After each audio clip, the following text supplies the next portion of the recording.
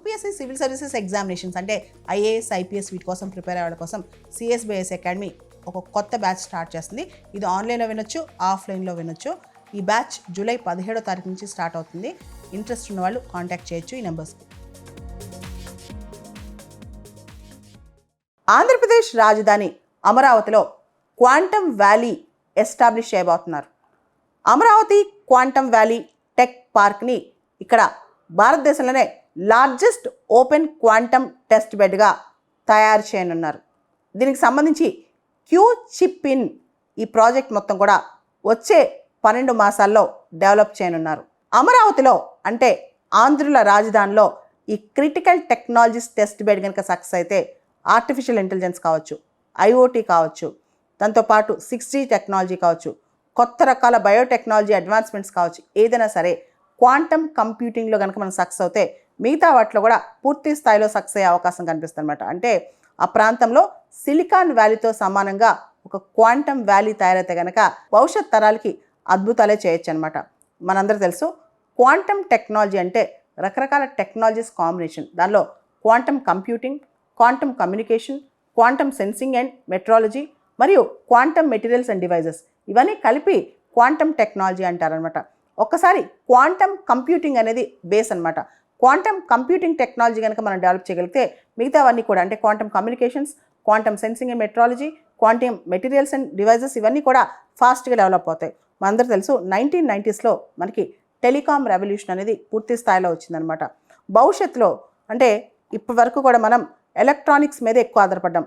ఇప్పుడు quantum communications మీద ఆధారపడాల్సిన time వచ్చేసింది. వాటి మీదే భవిష్యత్ టెక్నాలజీస్ అన్నీ కూడా ఆధారపడతాయి. దాంతో మనం ఫ్యూచర్ కోసం ఇన్వెస్ట్మెంట్ అంతా చేస్తున్నాం అనమాట.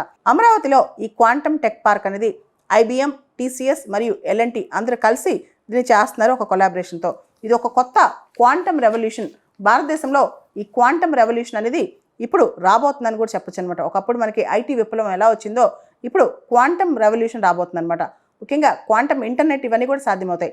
ఐక్యరాజ్య సమితి వాళ్ళు ఇయర్ ఆఫ్ 2025ని ఇయర్ ఆఫ్ క్వాంటమ్ సైన్సెస్ అని చెప్పి ఆల్రెడీ ప్రకటించారనమాట. దాంతోపాటు ఇప్పటి వరకు మనం చూసిన ఇన్ఫర్మేషన్ కమ్యూనికేషన్ టెక్నాలజీలో ఎలక్ట్రోమాగ్నెటిక్ వేవ్స్ వాడతాం.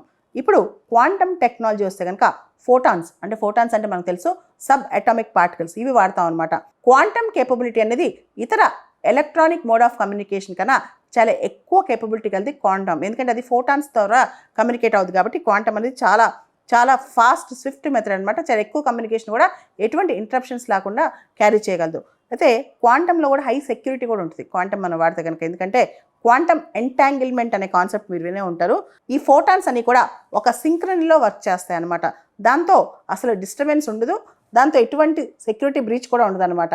IIT ఢిల్లీ వాళ్ళు కూడా రీసెంట్గా వైర్లెస్ క్వాంటమ్ కమ్యూనికేషన్ 1 కిలోమీటర్ పాటు ఎక్స్పెరిమెంట్ చేసి సక్సెస్ అయ్యారు. జనరల్గా క్వాంటమ్ కంప్యూటింగ్ కానీ క్వాంటమ్ కమ్యూనికేషన్స్ వీటికి సంబంధించి మనం క్వాంటమ్ కమ్యూనికేషన్స్లో ఎనలాగ్ మెథడే వాడతాం. అయితే IIT ఢిల్లీ వాళ్ళు మాత్రం వైర్లెస్ ఎక్స్పెరిమెంట్ చేసి 1 కిలోమీటర్ పాటు సక్సెస్ అయ్యారనమాట. సో భవిష్యత్తులో అమరావతిలో కనుక ఈ క్వాంటమ్ వ్యాలీ సక్సెస్ అయితే కనుక almost top most frontier technologies, critical technologies ఏవైతే ఉన్నాయో వాటన్నిటికీ ఈ అమరావతి అనేది ఒక ఫోకల్ పాయింట్ అవుతుంది అనమాట. క్వాంటమ్ కంప్యూటింగ్ అనేది గ్లోబల్ ఎకానమీకి 2035 కల్లా అంటే 2035 కల్లా దాదాపు 1.3 trillion contribute చేస్తుంట. Government of Andhra Pradesh IBM, TCS, L&Tతో కలిపి ఒక క్వాంటమ్ డిక్లరేషన్ అని చెప్పి రిలీజ్ చేశారు. దానిలో 6 పిల్లర్స్ ఉన్నాయి. ఆ 6 పిల్లర్స్లో క్వాంటమ్ టెస్ట్ బెడ్ అనేది ఒక పిల్లర్.